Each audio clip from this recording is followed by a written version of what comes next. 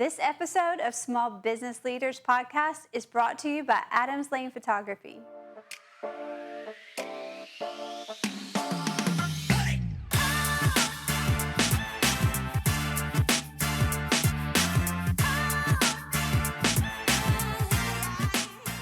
Hi, and welcome to Small Business Leaders Podcast. My name is Audra Adams.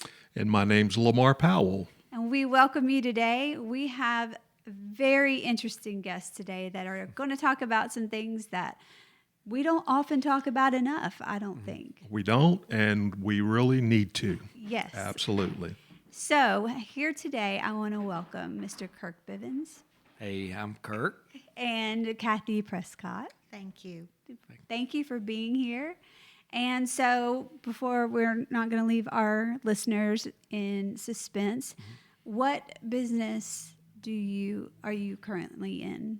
Okay, so I am the general manager of Pierce Jefferson Funeral Services. We have two locations here in Kernersville and also in Greensboro, the Pierce Jefferson Lambeth Chapel as well. Okay. So we're going to talk all things funeral today. Okay. And what I think, and I don't know if you'll agree with me, Kathy, I don't think this gets talked about enough, and there's kind of a stigma around it, and then people don't know what they need to know until they have to know it. I agree with that. Yeah. I think most of the families that we do see are unfamiliar with how a funeral works. So it's for everyone. So we do need to be a little more educated. Yes, and I don't think it's a taboo subject at all. No, it's not. I just know in personal history as well. I know my dad passed several years back, and it's certainly an important thing. And we had a dear friend of ours as well, and I'm very thankful for the services that were provided to us at that time. Right. It really makes a difference at a very crucial time. And so the way that we got connected, and part of the reason that we wanted you to be on this podcast, Pierce Jefferson isn't, to me, I've been to a lot of funerals, unfortunately or fortunately, not as many as y'all probably. But when you know a lot of people and you love a lot of people, you lose a lot of people. Right. And so you do, I've had the advantage to see multiple types of funeral homes, and visiting Pierce Jefferson was a very different experience for me personally. So can you kind of summarize what you think sets Pierce Jefferson apart? Well,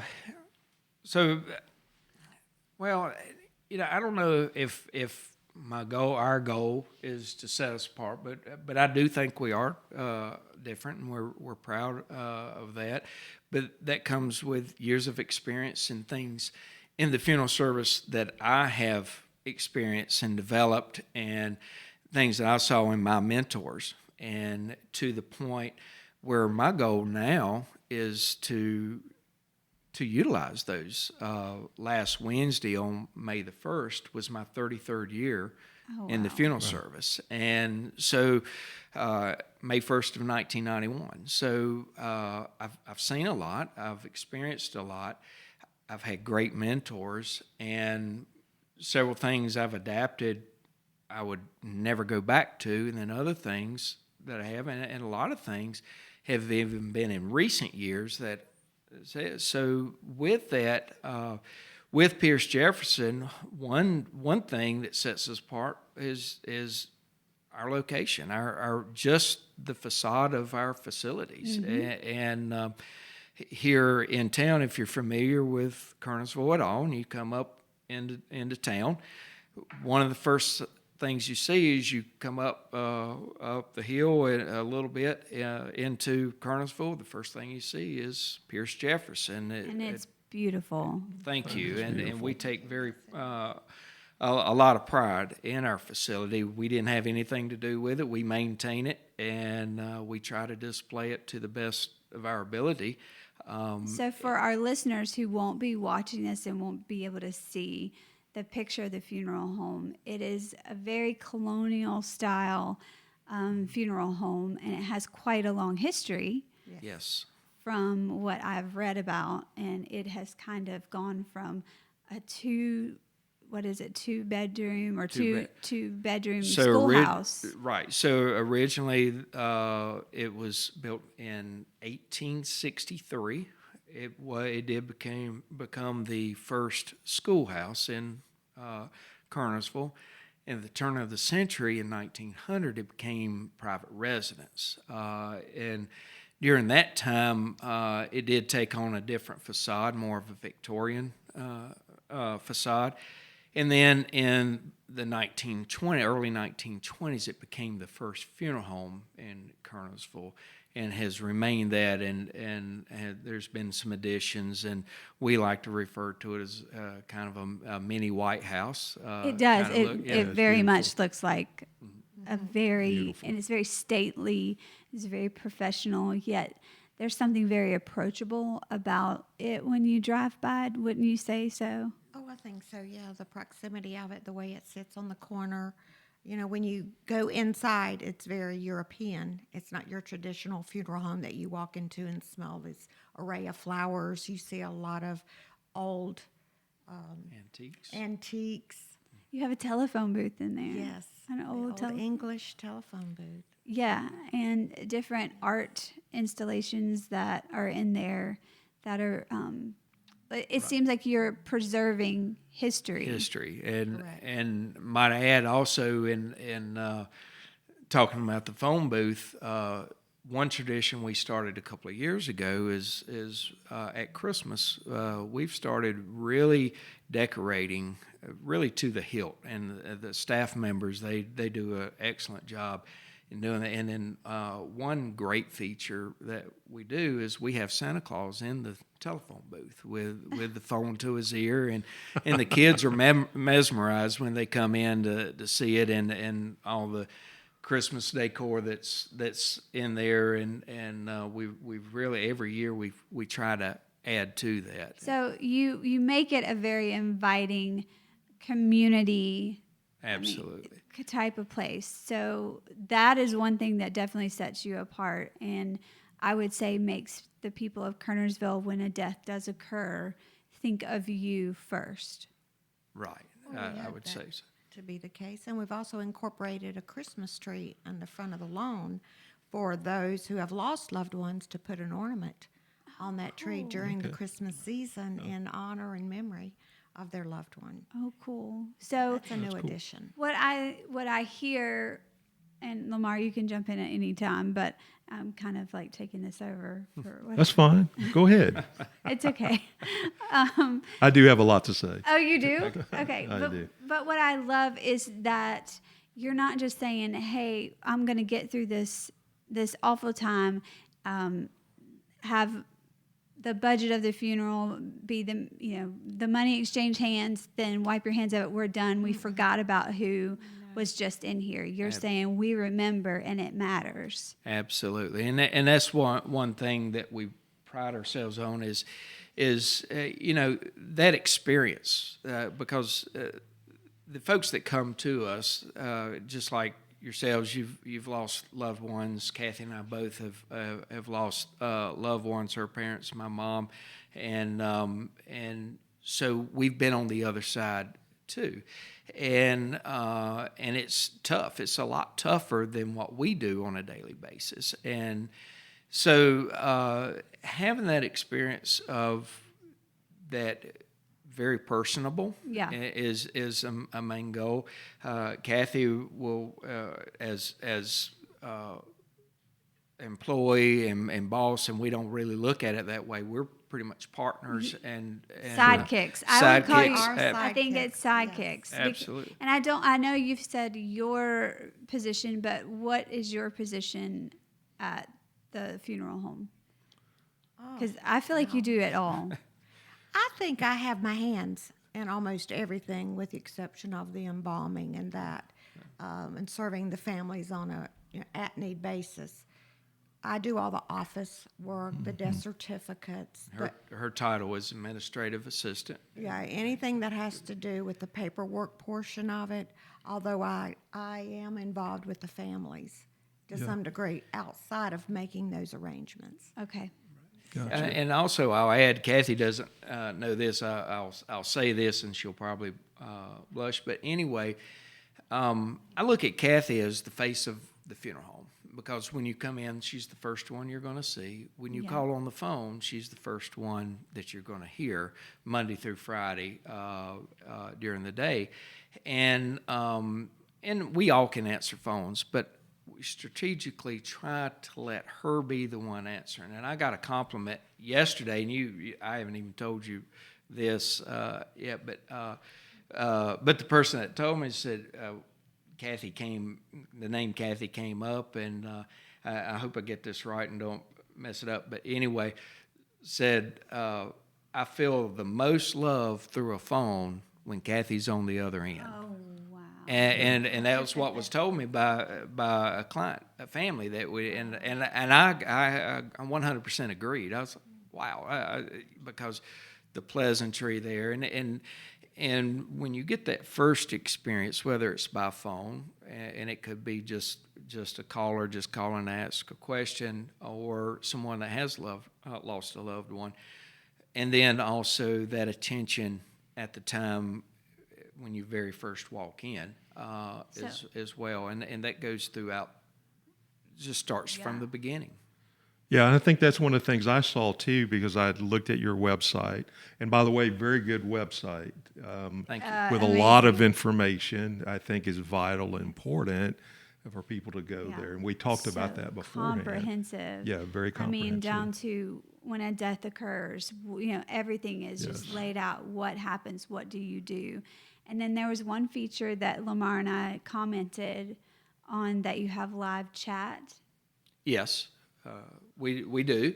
It's utilized very little, but we But have it is had there, a few times. yeah. It is there, and we've had live. We've actually had first death calls come through that live chat rather than pick. Well, that's the sign of the day in which we live in computer, and of course, I've dealt with the funeral service longer in my life without the computers and the cell phones than I have with. However, that's what we have to incorporate. Now, the younger staff members, that's what they're all about.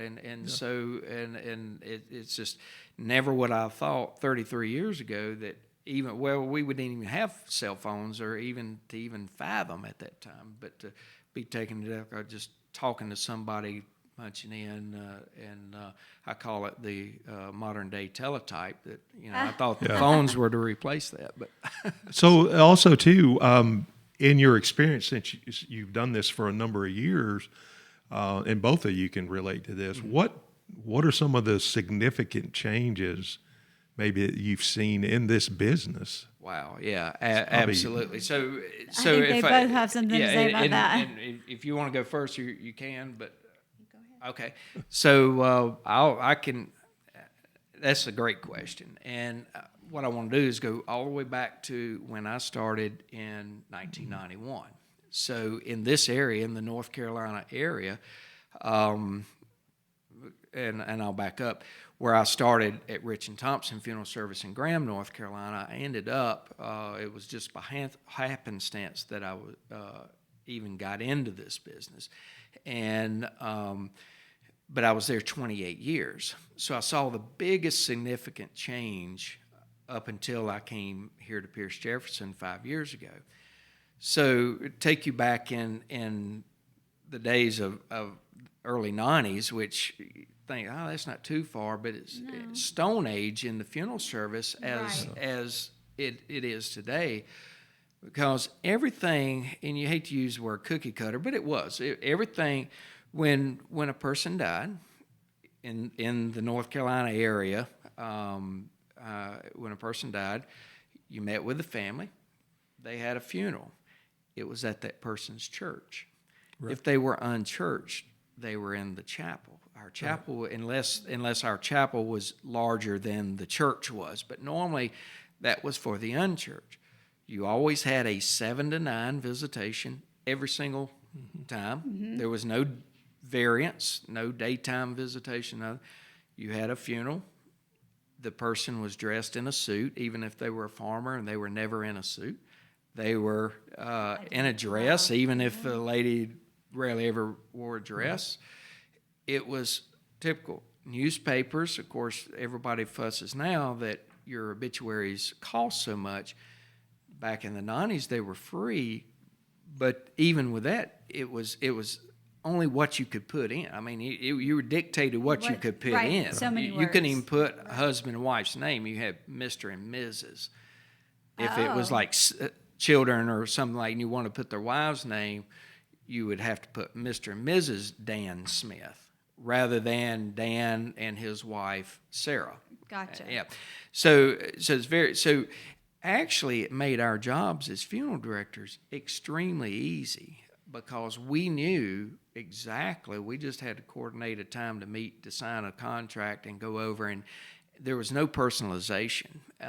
Cremation back then, and I can specifically say with the firm that I was with, we were locally owned. We were rather large. We had about 14, 15 employees as far as licensed employees. And we were pretty much instructed if we had a client that chose cremation, and we didn't do on-site cremation then, we went to Greensboro, we weren't at liberty when someone come in to sign a register for a visitation, prior to the visitation, if there was nobody, we weren't at liberty to say, oh, they were cremated. We had to let them ask us. And then they, well, where's the body? There's no body present. That's how we were instructed to respond. And then folks, oh, was she cremated? And then you could say, yes, ma'am, or yes, sir, they were.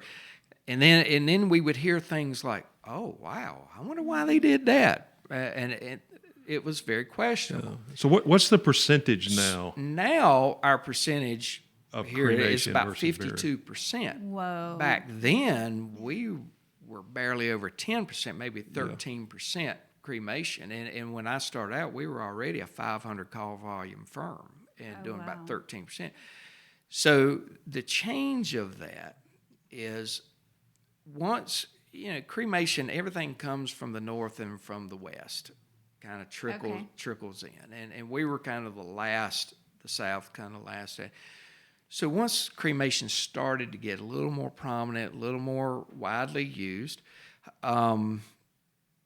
that whole tradition of you got to do it this time, there was no body there, what are you going to do? All of a sudden, we started, as funeral directors, having to come up with ideas, personalization. Bring a golf cart into the funeral home if they were a big golfer. Yes. Bring the golf clubs, bring the fishing rod, bring the sewing machines as a focal point, rather than just low iron. Folks felt weird standing 2 hours at night from 7 to 9 with no body there, and all, because that was the main reason people were coming, was for that visual.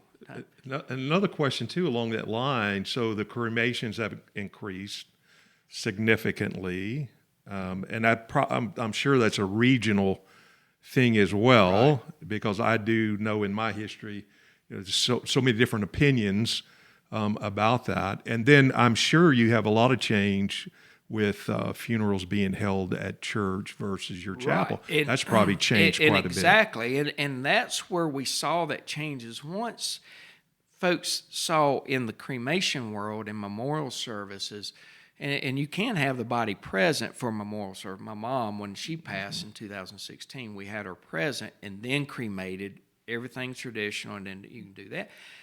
But those things started changing in the world of funeral service.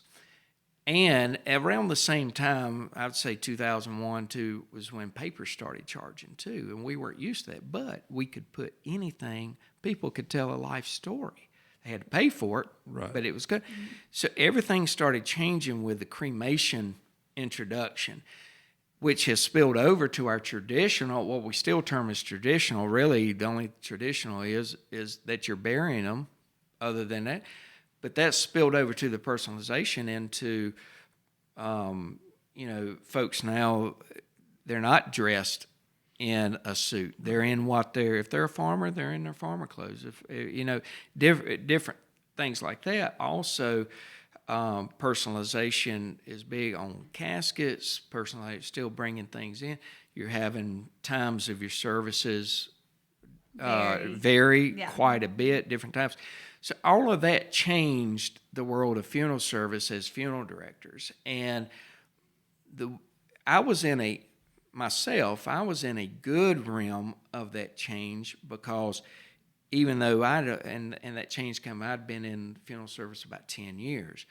A lot of my predecessors that were still in the funeral service at the time and still doing funeral, they had already been in 20 and 30 and 40 years. Yeah, they weren't. And they weren't ready to. Yeah, So Yeah, the having change that was hard. so the folks my age in their early 30s were up for the change and all that, and saw it change. And now, but then now what we deal with is the young folks coming into the funeral services now. That's all they know is, and then going back to the old traditions.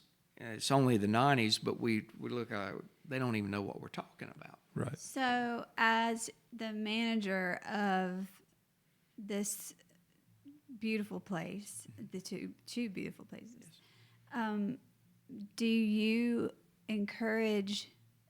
Are you mentoring the younger people in all those old ways as well, Yes, and to the new ones? Absolutely, and I think to a fault of maybe too well.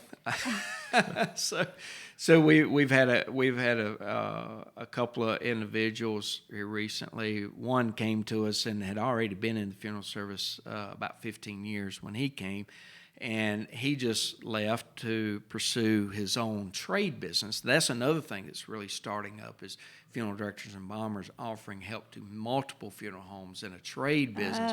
It's very lucrative, and you can set your own timeline. So it's very enticing. So we're losing career funeral directors, and that's what happened with this individual. He's a great individual. But then here recently, young lady that started out, she came to us just answering a part-time position as a funeral attendant, just opening doors and all. And she walked in the door thinking that's no. We immediately put her into cremating, crematory operator as part-time. And within 3 years, she was fully licensed and did well. And that was my first real on my own mentor ship that I was able to, and great. And she left about 7-8 months ago to pursue the world of pre-need sales. Yeah, She I was want to gone, get to that. She was gone for 3 months, decided it wasn't working out for her, and came back. And I was extremely excited, because to watch somebody walk through the door that, kind of like myself, this wasn't my chosen profession, and I just happened to, and then it's actually been great. I mean, I wouldn't never change a thing how it happened. Kind of the same way that this young lady happened in her life, and I was hoping to see her career and we be partners. Well, she let. Well, fortunately, 3 months later, it wasn't working, and she came back. I was on cloud nine. It was great, wonderful, and we were continuing building and all that. And she just left last week to go back into the pre-need sales, and she just really felt that's where she needed to be. So you know, the mentoring has been fun. I am currently looking for. You're looking for a mentor. Or mentorship, or Mentorship, partnership with pretty much So- we need help. So I think too, with a lot of businesses, culture drives a lot of it. What's going on in society and in culture, and it's good that you're able to pivot and do those things and provide some of those other services. I know when my dad passed, a lot of that fell on me to get all that organized, and his service was done in the church. But what was the funeral home and the director, and I'd had a relationship with them because I'd been in the fire department for a number of years, also been involved in ministry for a number of years, so you have that relationship, which is real comforting. One thing that was really neat, I remember you were talking about golf carts and other things that you can bring in. I found out when my dad passed, that he had been making these handmade boxes for people that maybe had some trauma in their life, or maybe they had a sickness or something, and he would build this box, and it'd be a locking mechanism or some sort, and he'd customize it for them. And then he would go, and I never knew he was doing any of that. Wow. So he'd bring these boxes and trying to be a help and a blessing and encouragement to all these different people. And then I started getting word of how many people he had done that for. Like, I didn't even know this about my dad. And we worked together for a number of years and all that type of thing. And then a light bulb went off. Is like, I started getting people saying, I'd like to bring my box to the service. Absolutely. So we ended up having 30 or 40 boxes that he had built over the years at the funeral. In honor. And it had to set up multiple tables with these boxes on them, and every one of them had a story. Wow. And those stories were shared with us. Why did he build you this box? Well, this happened in my life. He came and was an encouragement to me. That ended up becoming the heartbeat of that service, the Right. celebrating And that's his that life personalization. and that thing that he did. So I think to add that to a service and with it people when speaks you for can. the personalization speaks for the And it person. comforts Absolutely. everybody. It was a very comforting, encouraging thing. So I think Can that's I awesome. add to that Yeah. just for a moment? Something that stands out, and I think Kirk will agree. We had this elderly lady pass. Well, she was known for her hats. She was a lady with many hats. So when on her funeral, her daughter decided, in honor of her, she brought all the hats that she had collected, much of which were like Kentucky Derby hats. Oh, wow. So we lined the funeral home on both sides with her hats. At the end of the service, the daughter, whoever was in the congregation, chose a hat and took a hat home with her. box in and memory, everything. The Yeah. box and all that she had collected. So that in memory of her mother, everyone got to take a little piece of her home with them. And Kathy got a hat too. Yes, I got got two a or hat, too. three actually. So You know, that was something though I won't forget. I know you see people at the worst of times. Yes. But when you tell things like that, you also see the best of them Absolutely. in a lot of ways. Yes, you I mean, do. sometimes I know that that's not across the board how every time goes. Right. But that's got to be somewhat encouraging to see, the heart that people have even in their grief. They're Right. still thinking outside of the box. Exactly, and that's the key going forward. What sets us apart, or other funeral homes that do the same thing, is facilitating things like that when folks have ideas, not squashing those ideas. No idea is too crazy, too small, too big. Let's do it. Yeah. And it's for us as seeing families and dealing with the families and interacting with the families to maybe even think above and ahead of where they are and say, they kind of start the idea and was, well, why don't we do it like this? So add this, bring that, and then we make it bigger than what they ever thought. That helps the family. They're, oh, wow, they're really interested in doing that. And that's what I want all of our staff to know is that, and it's harder for younger folks coming right out of school to see, because we have a guideline of prices and, okay, this is what you follow and what you do, but that's a guideline. Anything anybody requests, we build on that, and that's what I try to So it's make very everybody. customizable. You're 100%. very fluid with your clients to Right. try to meet the need that you can where their budget is as well. Absolutely. Exactly. Because that's probably one of the biggest concerns I would say when someone passes. The first thing is, oh my goodness, how are we gonna afford this? And Right. it seems like y'all would have the way to walk them through. We do, and it does. It's kind of the bear in the room, and I try to. I when it comes to finances, some folks want to know immediately, but my goal is to get through the process, to talk about what we're going to do, how this is going to look, and all, because there are ways we can help and adjust. And all. I don't want it to be. If you've got big ideas, I don't want that to be squashed because of money. Because even if you do a minimal service, we can still do big ideas. It love doesn't. that. And I so love that. so I try not to get into the money immediately. And folks are asked, so how much is all this going to? And I'll give them. And if they really want to know, I'll give them a ballpark. But I said, let's get through all this, and then we'll get to that, and I'll walk you through it. So now let's go from, because this is small business leaders, and both of you are leaders in our community here in Kernersville. You've both gone through the Chamber of Commerce, Leadership Kernersville. Leadership Kernersville. Yes. Both of you, Kathy, let me start. Why did you feel like that was something that you needed to pursue?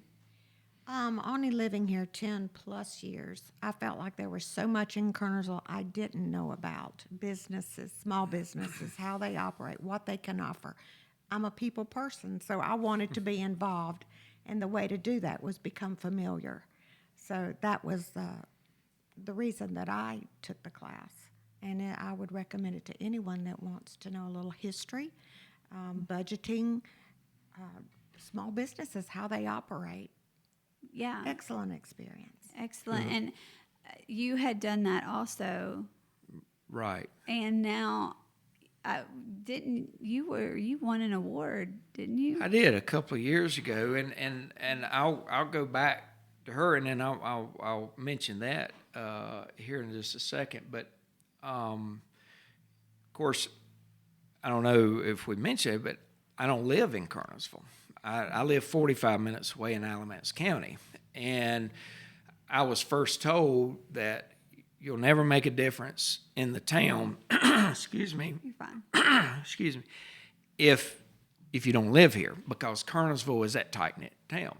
Fortunately, the funeral home that I was at for 28 years was very much like Kernersville, Graham, North Carolina. Our funeral home was one block off from the main area of town. So when I came to Kernersville, it was like an old glove, and everything that I was able to do for 28 years was like preparing me for here. The problem was I didn't know anybody. I knew nothing, and so when I was kind of left on my own to like, okay, how are we going to build our name, how are we going to build our presence, I first turned to my sidekick, Kathy.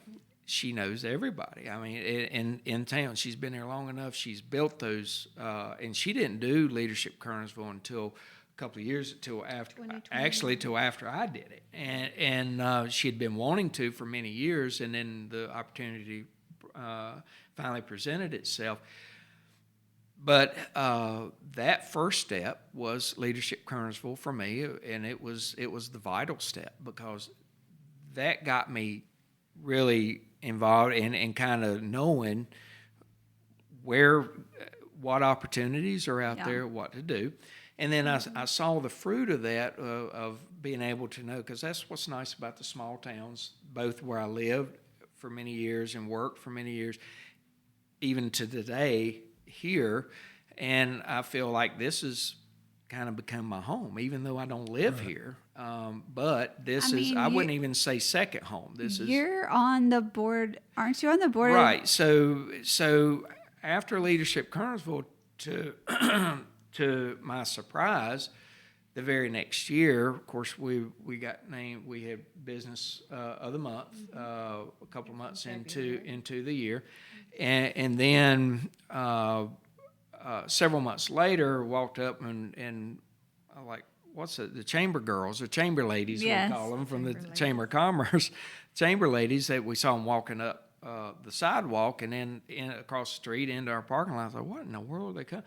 Well, they came and surprisingly presented myself with Business Person of the Year. award wow. through the Chamber of Commerce, and I was just humbled and just couldn't believe it. We had a ceremony and never had anything, and I was kind of embarrassed because when I had to give a little speech about it, all the others were up there and just did their little speech and all, and I'm like, I got teary-eyed and cried, and I'm like, man, I mean, it was overwhelming because when I came here, I was specifically told going back, I was offered the job 6 months earlier than I took it. I turned it down the first time because I was told I had to move in order to take the job, and I said, just not going to happen because of family and our involvement in the community we had been our whole lives.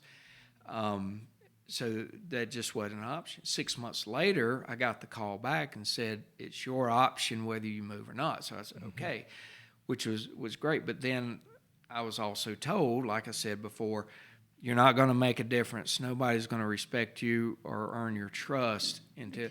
Yeah. And within 2 years of that, being honored that and, being awarded or given something when you don't even know that you're in the running for was just that folks noticed. And it wasn't just me. They noticed the difference that we were making in the community and in the funeral home because I will say it, and I'm sure Kathy will agree, from the way things were to the things came, the funeral home is a totally different place. I mean, are you agree? And it's.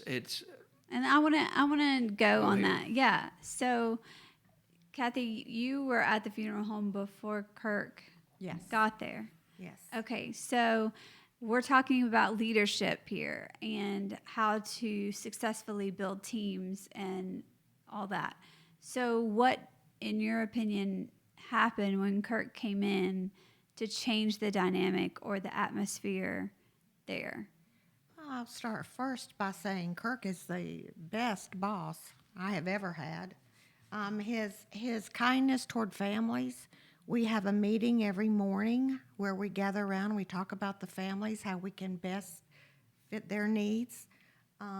He's been instrumental in keeping us organized, focused, and he also, if you can say funeral and put the fun in funeral, Sure. Kirk knows how to do that. So we've established a way to present to our families something with encouragement, hope that they might not otherwise feel. And I think Kirk has incorporated that in us as well. He's brought that with him. It's like catching fire around Yes. Lamar. So then you go into the leadership situation. So whether you know it or not, you do already, you've mentored Yes. her out already. Kathy has been mentored and still, definitely is. And for you, as the manager or the overseer of this team,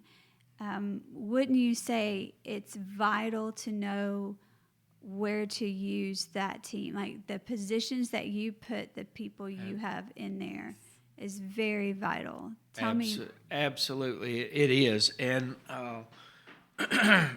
in everybody's position, from crematory operator to, we have 4 of the best, we call them, they're part-time guys, but they work more full-time than they do part-time, just limited because of their status of part-time. However, these guys are great. They know the funeral service. They can go to a church or wherever, cemetery, get everything set up. I don't have to worry about that. I used to have to do all of that myself. I have to show up because of my license. They could actually do it, and they have been trained, and they're just phenomenal. To our crematory staff, every one of our staff has a complete job description, but yet a vital part. And I'm not just saying it. I mean, when somebody's not there at work that day, we miss them. You know, if Kathy's not there, I was, oh, and she'll say, "You're going to miss me when I'm gone." I said, "I already miss you because I know you're leaving," and others are the same way, and it's a different atmosphere. Just like Kelly, our administrator, our financial administrator, you know, she's a very integral part.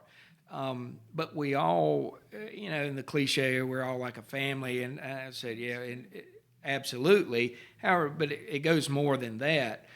Like Kathy said, you know, it's not always good to put the fun in the word funeral. However, outside of while we're dealing with families, we do have fun, and it's an open atmosphere. You can tell that. Yeah, and I wanted to ask about that too because, again, background in fire department, dealing with people that... Which I think Kirk has some background in. Yeah, dealing with tragedy because I was a firefighter as a medic, all of that. So you're dealing with that all the time. Now, I have a faith background. It's a whole lot easier for me to deal with tragedy and death because of that. That frames everything for me really well. For a lot of people, it doesn't. And so I was also the chaplain. So that, we got real interesting at times. So in the funeral business, you're dealing with death every day. Right. And families in the middle of tragedy. So how do you, as a team, deal with that? Well, you know, I wouldn't say that situations never bother us because there's several situations that some more than the others, but all of them we take very serious. So, but we try not to let it show and let it go. Now, just like at home, my wife is my biggest supporter. I mean, she wants to hear the stories and she wants to hear, just like you in the fire service and all. I was 21 years firefighter, EMT myself, and that was my career path when I talked about this wasn't. And so with that, the grief, just like in the fire service, when the adrenaline hit, and that was the driver for that. But then afterwards, and you realize what you just came through and what you just did and you experienced, you can't bottle it up. And discussing it, talking about it, you know, and because I mean, I've seen Kathy, and I like to get Kathy's. It's funny because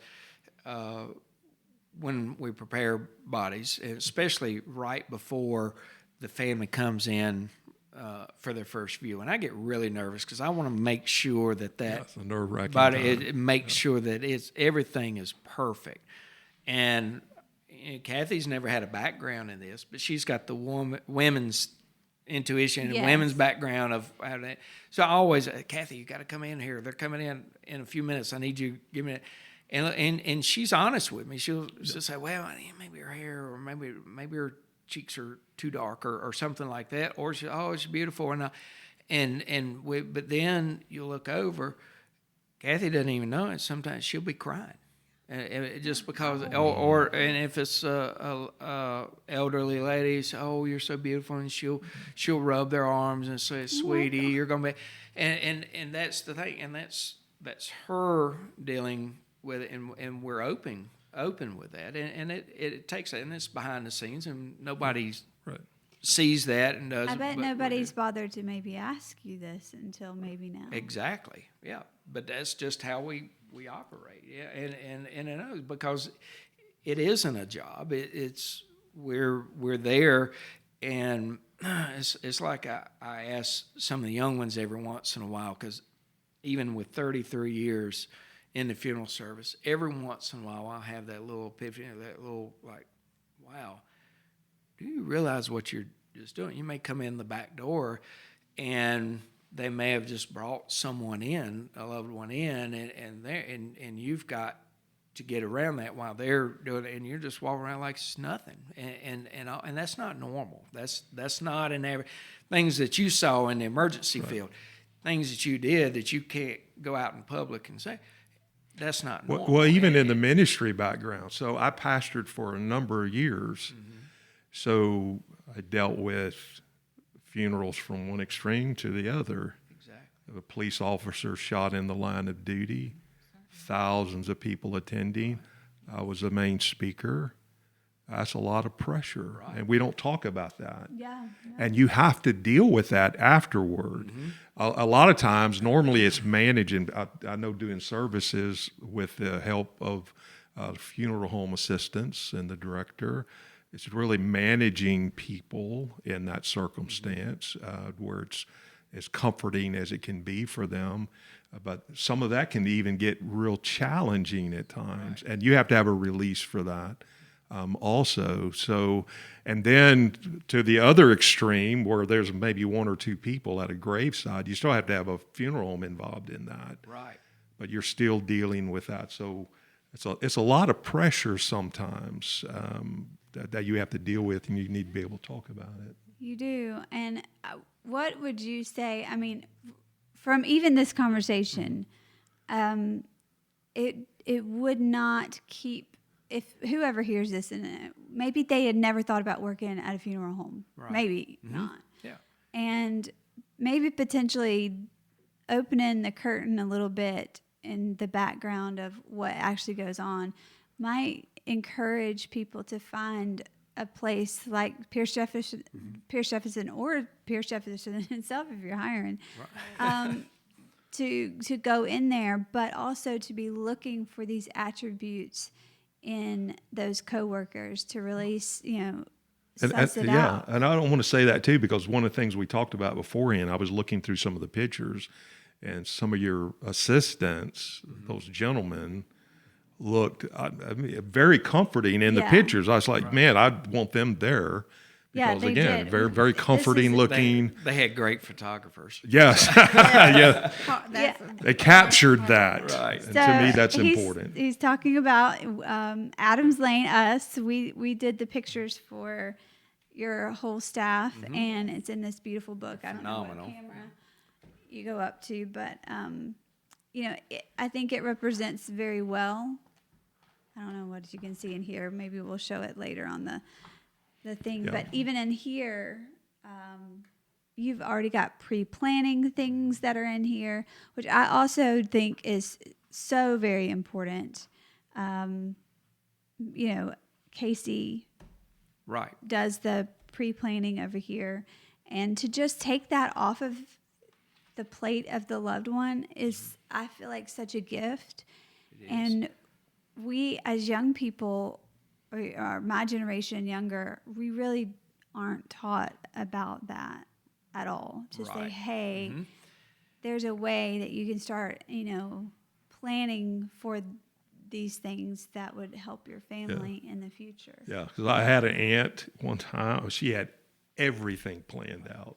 Every song, picked out the casket, the whole bit ahead of time. I've planned mine, but see, this, and I think I told y'all this maybe in one of the meetings, but I am going to have a themed funeral. Absolutely. It will be a Dirty Dancing themed funeral. Wow. My casket or urn, we will have it carried out to "Now I Had the Time of My Life." That's Remember great. that? Yeah. yes. And then I want dancers to come down and do the Baby and Johnny lift, right up there, because I've just been to too many funerals that feel so sterile, Right. and so like herd of cattle. Oh, okay, well they died, and you've got 5 choices of caskets, and then then I'm like, where's the personality? I think, Kathy, you want to say something there. And it ought to be like a celebration of life, and that's used a lot now, and that's what it ought to be. That's exactly what I was going to say. Yeah. Life still lives on. Yes. Let that life shine. As you're speaking, make it different. Make it you. Make it, personal. And give that gift to those that are there celebrating your life. Yeah. So make it yours. I totally agree with that. I've done my prearrangements. My parents did that for me. Not only did they decide what they wanted, it was affordable. It's an affordable way to help your children not have to deal with that. That's a incentive in and of itself, is go ahead and take care of that. Yeah. Part of it, and make your wishes known. Your kids might not know exactly what you want if you don't place that. Yeah. as you have done. And it's almost like a Audra. gift you It get is to a your gift. family because you Yes. planned all of that out. Yes. And you I know, better start dancing now, huh? Learning. you're definitely not the one. I'm sorry. I'm Good. sorry. I said professional. Oh, dancer. thank dancers. you. I did- Thank you. You're welcome. No, they will have to do Okay, the good deal. whole 9 Yeah, yards. just getting me nervous. But I really thank y'all for just kind of opening the curtain here and letting us Absolutely. see what it takes to not just run a successful funeral home. What's a normal quantity that y'all handle in a year? Close to 400 volume between two locations. We're doing that with a staff of we did have, and currently we have 2 funeral directors since my other 2 went different directions, but we are looking for 2 more individuals. That's with 4 directors. Now, where I came from, when I left, we had 12 licensed funeral directors. 8 of us had been there more than 25 years. The other 4 had been there more than 15 years. So it was a big stretch and a big Yes. learning curve to come when, you're seeing, per funeral director, maybe we were a 500 to 600 call volume. So per funeral director, with 12 funeral directors, you're seeing roughly 30 to 40 families a year. And then to come here last year myself, out of nearly 400, I saw 228 families myself. My goodness. Now, granted, that was my decision. We could have spread it out a little more evenly, but that's something I like to do. Even though I'm the manager, I still want to be kind of the forefront of being able to see families. That's what got me started. That's what got me interested and has held me this long in that ability to help and kind of provide Right. those services. But it would help to have a few more funeral directors, probably. It will, yeah, Okay. absolutely. So if you're hearing this and this is something that you're interested in, Pierce Jefferson, look them up. They have a Kernersville location, a Greensboro location, and obviously wonderful management and assistance and a heart behind every part of this. And I just want to say thank you for not just what you're doing that makes a difference at that latter end of people's lives, but what you do in the community. You show up for things. The way I met Kathy was a small business, a women in business. She really, you don't just dawdle. You really are invested in this community, and it's inspiring. And I think that's why you have the work atmosphere that you have. And I think that's why you'll continue to grow. So I definitely think you're going to have to hire more people. Yeah, I think it's really great. And one of the things we're trying to achieve and accomplish with our podcast is there's stories behind. Even you provide such a needed service, but it's still a business, and it has to operate that way. But there's a story there. You have a story. Both of you have a story. Your staff has a story, and you have a long history. Yeah. So we're trying to capture some of that to share with our community and the world. We feel it needs to be heard. Yeah. Well, thank you so much for joining us. And with that, we're going to sign off. Please look up Pierce Jefferson on all the socials, and you're on Facebook, you're on Instagram, I do believe, and you have your website, which, why don't you recite that website? It's piercejeffersonfh.com. Okay. And to go directly in our obituaries, multimedia, it's pretty inclusive on Yes, and I will say one other thing too. Your chapel here in Kernersville is amazing. It is floor to ceiling, screen. Share life. Share life. Right. We call that share. Our company developed that a few years ago, and I'll briefly explain that. It is Share Life, It adds to our personability offering to the family. What's really neat, if you've never been in, you come in and see it is floor to ceiling, wall to wall. We can change themes. So hundreds for and those hundreds. listeners, floor to ceiling, wall to wall is this a screen that you can put literally anything on. So for a veteran, you can have the flag huge, the width of the ceremony, the space. Mm-hmm.